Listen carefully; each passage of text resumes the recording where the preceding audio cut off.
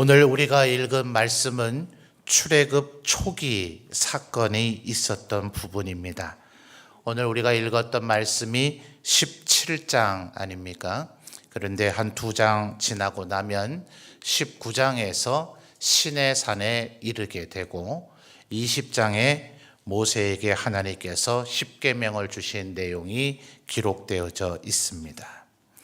애굽에서 출애굽하여서 이제 시내산을 향해 걸어가는 그 여정 가운데 오늘 이 사건이 벌어졌더라 하는 거죠. 말하자면 바로 출애굽을 한 그 해, 바로 그 해 안에 벌어진 사건을 기록하고 있는 것입니다.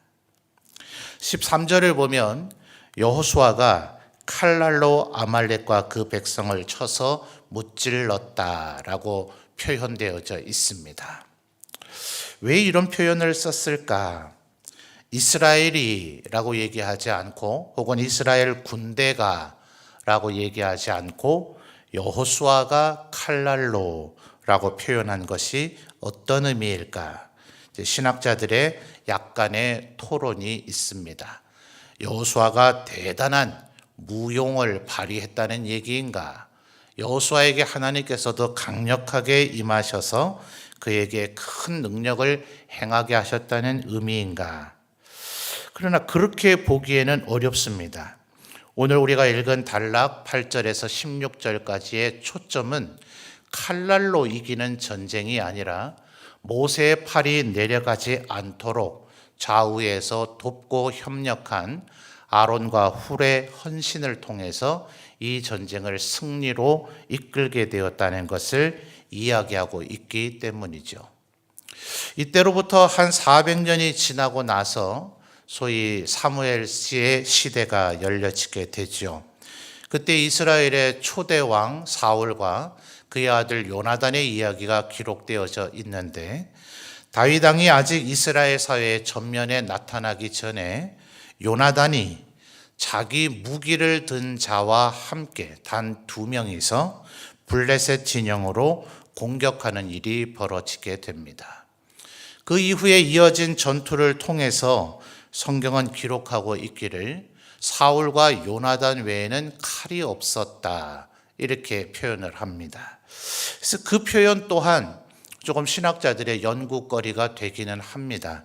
말 그대로 왕과 왕자만 칼이라고 할 만한 것을 휴대했고 그럼 나머지 분들은 뭘로 싸웠을까요?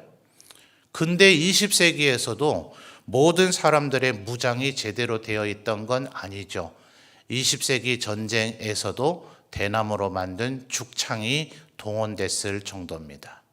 비극적인 얘기들이기는 하지만 1950년에 벌어졌던 공산자들의 주의자들의 침략으로 인해서 벌어진 우리 한국 전쟁에서도 중공군이 인해 전술을 쓸 때에 2-3명 가운데 총 한 자루씩 있었을 뿐이더라.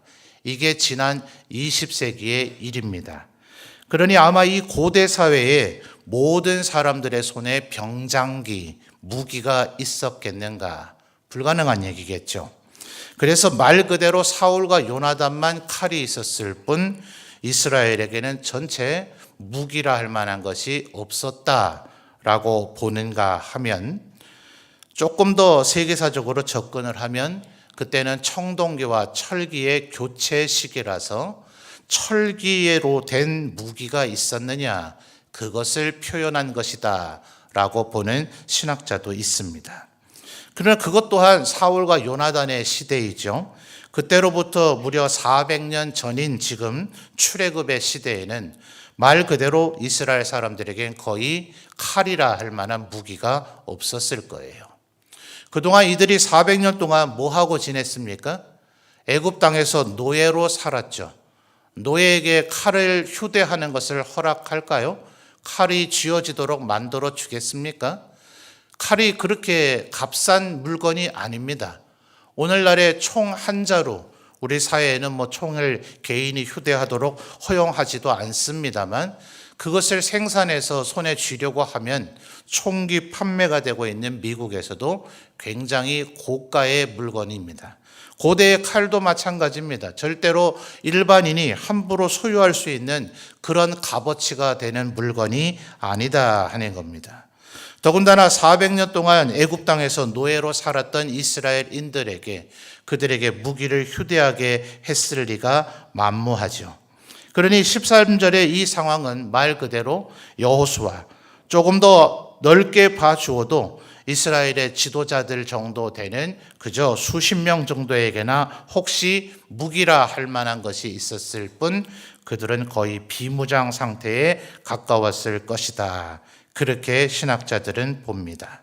그런데 11절 말씀을 보면 분명히 이스라엘이 이기고 있는 상황이 있죠. 자, 11절 말씀 이미 우리가 함께 봉독했던 내용입니다만 우리 성도님들께서 한번 다시 읽어주실까요? 11절입니다. 시작.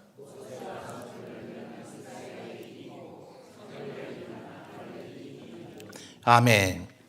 자, 13절의 내용을 가지고 우리는 아마도 이스라엘이 거의 비무장 상태였을 것이다 라는 것을 지금 살펴봤습니다.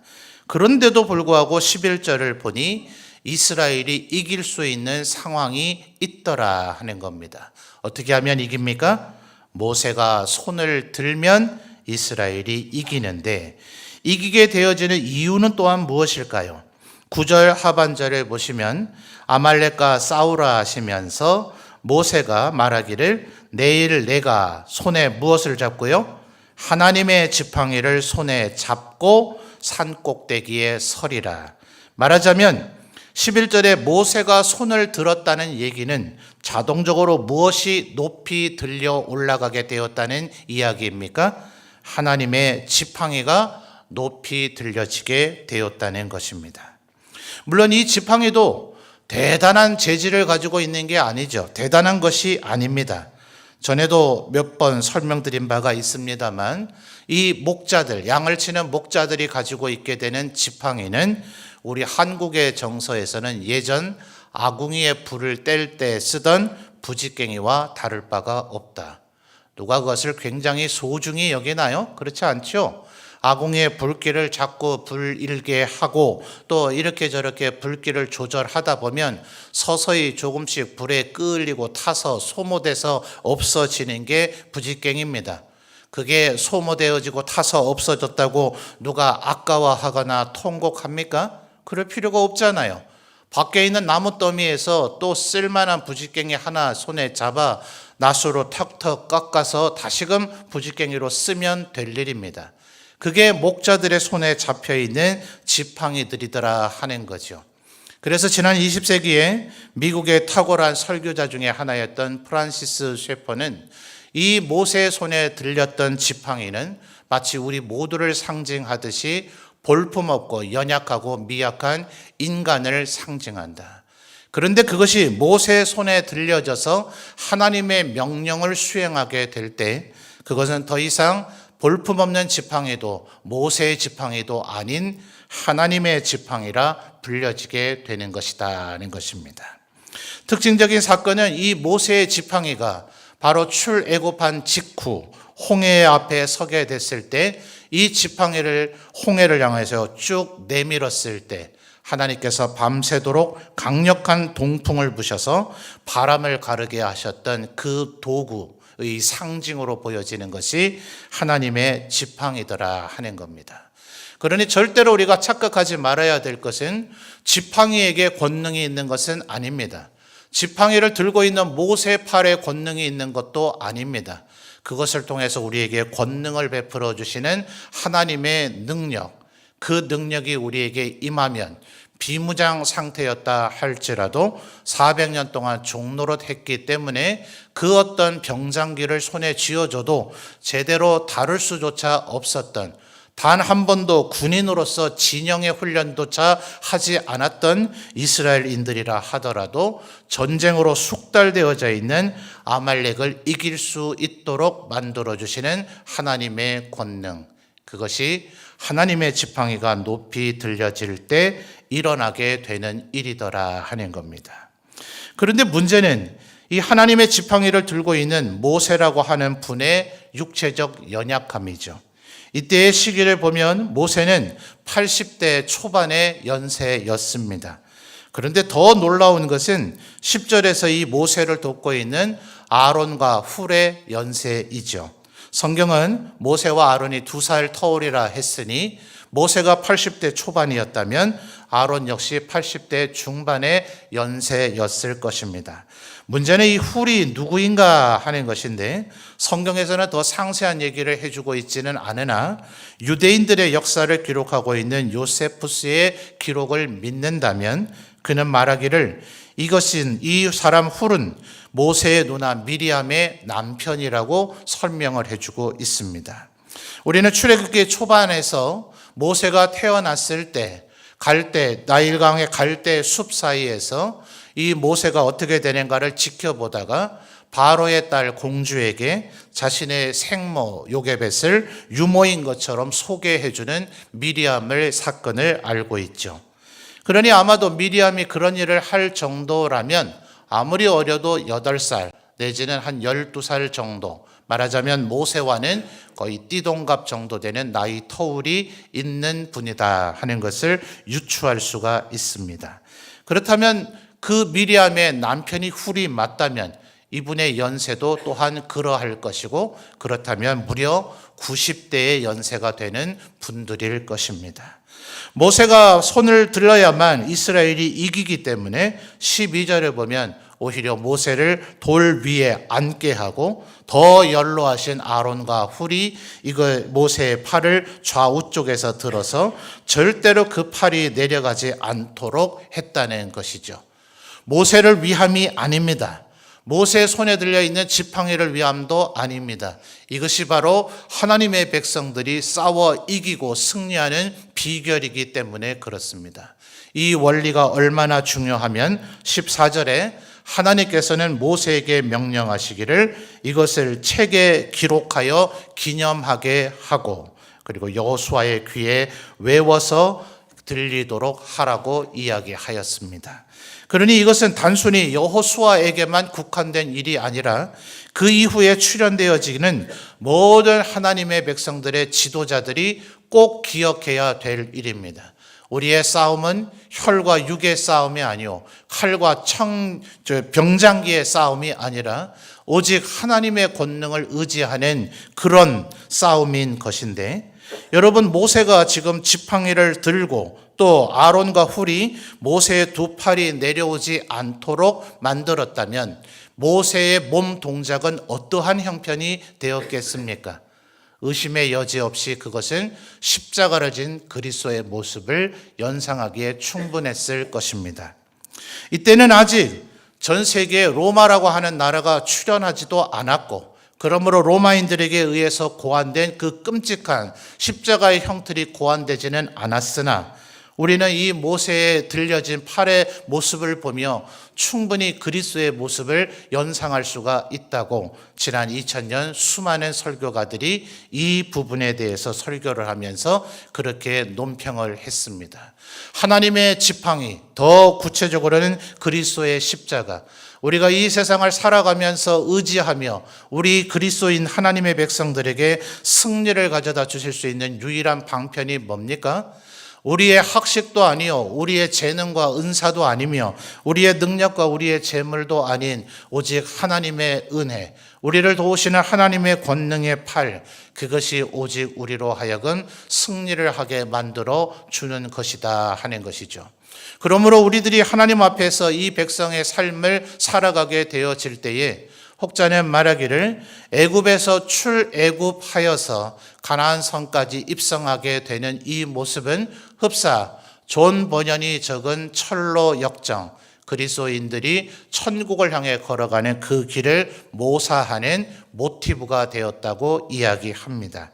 그 철로 역정의 스토리로 비교를 해 본다면 아론과 훌이 모세의 팔이 내려가지 않도록 받침해주는 이 모습은 마치 기도의 모습이라 할 것입니다. 우리가 아무리 모든 일을 준비를 잘 한다 할지라도 오직 기도가 없다면, 기도가 선행되고 기도에 의해서 모든 것이 이루어지지 않는다면 우리는 세상 사람과 다를 바가 없을 것이고 우리가 하는 일이 결단코 승리하지 못할 것입니다. 11절을 다시 한번 기억해 보십시오. 모세가 손을 들면 이스라엘이 이기고 손이 내리면 누가 이깁니까? 아말렉이 이기더라. 말하자면 이 말을 다시 재해석해서 얘기한다면 우리가 기도하며 하나님의 일을 도모하면 하나님께서 우리를 도우실 것이고 우리가 기도하지 않은 채로 우리의 힘과 우리의 능력, 우리의 무장을 의지하고 하나님의 일을 하고자 한다면 그 일은 결단코 승리하지 못할 것이다. 저는 우리 에베네셀 어르신들을 뵐 때마다 어르신들의 기도로 말미암아 우리 점전제일교회가 60여 년 넘는 세월 동안 하나님의 진리의 등대로 구원의 방주로 사명을 잘 감당해 올 수 있었으리라고 믿습니다. 여전히 지금도 새벽마다 깨우시는 분들은 바로 이 에베네셀 어르신들이 대부분이십니다. 이제는 우리 젊은 세대들이 이 어르신들의 헌신을 이어받아 우리도 기도의 자리를 지켜야 되지 않겠는가? 우리 어르신들이 우리를 위해서 기도해 주고 있기도 하지만 이 자리에 있는 많은 사역자들, 회중석에 있는 사역자들이 교회 가강의 사역을 맡아 힘을 다해 섬기고 있으나 때로 우리의 마음먹은 대로 잘 안 될 때가 있지 않습니까? 몸에 힘은 용을 쓰고 있는데 진이 빠지도록 수고하고 있는데 정작 손에 잡히는 열매가 없지는 않습니까?